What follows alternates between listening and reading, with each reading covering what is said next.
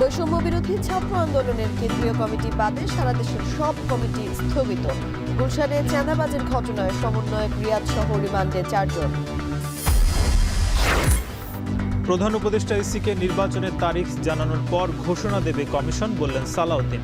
নির্বাচন ভয় পেলে রাজনীতির দরকার নেই। জুলাই সনদের খসড়া প্রস্তুত, কাল পাঠানো হবে দলগুলোকে। দ্বিতীয় পর্যায়ের 18টি বৈঠকে 7 বিষয় ঐকমত্য হয়নি।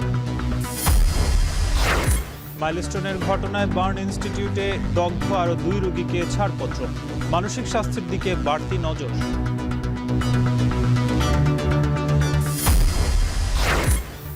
এবং যুক্তরাষ্ট্র থেকে 25টি বোয়িং কিনবে বাংলাদেশ। গম ছাড়াও আমদানি করবে তুলা ও ভোজ্য তেল। শুল্ক কমাতে 29 জুলাই ফের বৈঠক।